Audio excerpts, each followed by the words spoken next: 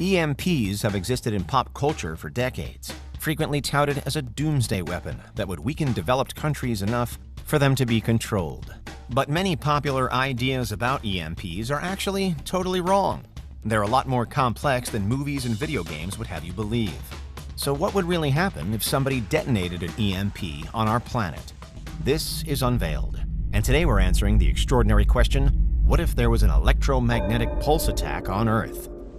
Do you need the big questions answered? Are you constantly curious? Then why not subscribe to Unveiled for more clips like this one, and ring the bell for more thought-provoking content. To damage electronics across a large area, you'd need more than just an electromagnetic pulse. You'd need a nuclear electromagnetic pulse, detonated high up in the Earth's atmosphere.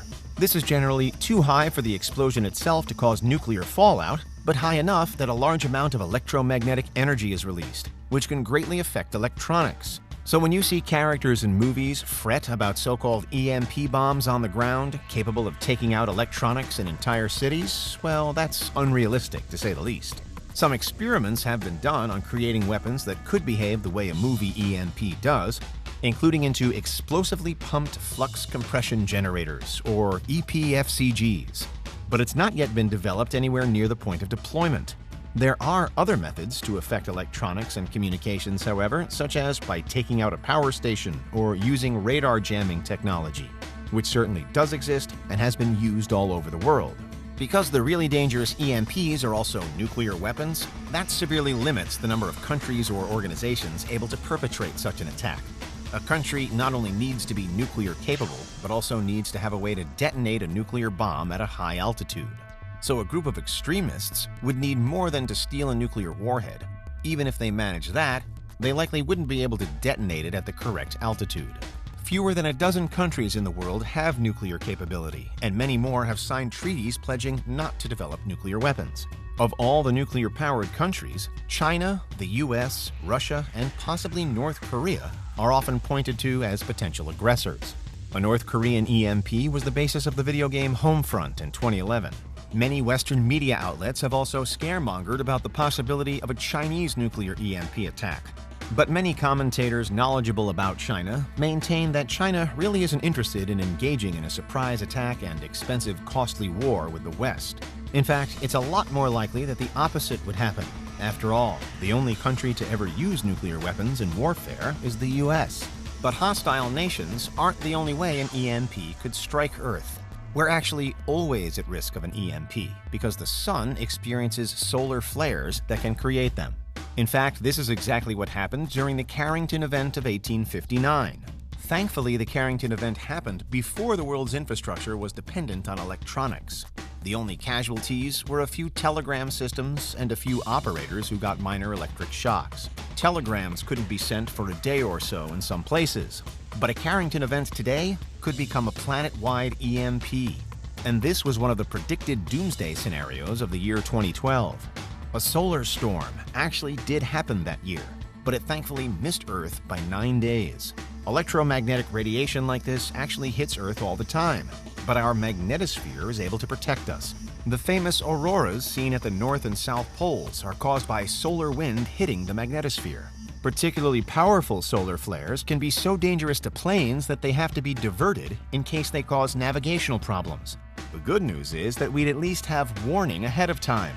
There were 2 hours between astronomer Richard Carrington witnessing the sun produce a massive coronal mass ejection and Earth being affected, which would hopefully be enough time to get any planes out of the air. There's one final possibility for an EMP, however, one that might not give us any warning at all: an alien invasion. Aliens able to get to our solar system with the intention to invade would absolutely have nuclear weapons and knowledge of electromagnetic radiation, and would have no qualms about unleashing a nuclear weapon capable of crippling Earth's infrastructure if that was their goal. But exactly what would happen? Well, as already said, the transport industry would be immediately affected, as planes would have to land as soon as possible. Ships would be in trouble too, because while they wouldn't sink, their navigation systems could fail. They'd be left with only paper maps and the stars to navigate by. With a big enough EMP, civilians might also have trouble with their electronics and appliances. It wouldn't be the same as a power outage because EMPs could fry electronics, ruining them permanently.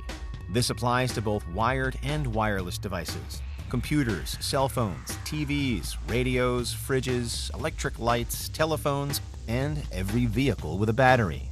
The entire world might grind to a standstill, with people not only unable to use any devices, but unable to get any news on what is happening, since all communication systems would go down. Only military communication systems, shielded from electromagnetic radiation, would survive, while a high-altitude bomb or geomagnetic storm would even ruin the satellite infrastructure. Most hospitals would also be severely affected, with generators and backup generators going offline, which would leave millions of vulnerable patients worldwide unable to access the care that they need, cutting off life support. Finally, world banking would go kaput too. With the central banking system taken out, credit and debit cards, ATMs, and mobile banking systems would go down. Cash would become king, as would other valuable commodities like precious metals and any working electronics. The good news is that an EMP itself doesn't pose an immediate risk to people, even from radiation. People wouldn't need to evacuate, so the only real danger would be the mass hysteria and potential looting and riots. However, if a hostile country or alien invasion is to blame, then you probably have bigger things to worry about than the fact that your fridge and laptop aren't working. You'd need to try and rendezvous with loved ones and get out of densely populated urban centers. Something made even harder by the fact that the majority of cars would have failed while on the road, leaving permanent traffic. You'd have huge numbers of people migrating by foot, and in the case of an alien invasion, there probably wouldn't be any safe places anyway. Luckily, these scenarios are incredibly unlikely. In the case of a geomagnetic storm, you wouldn't need to evacuate. Staying put and waiting for news would be your best option. For a while at least, we would have to return to traditional manufacturing using human labor rather than automation. And the first thing on the agenda would be rebuilding the communication infrastructure. Radios first.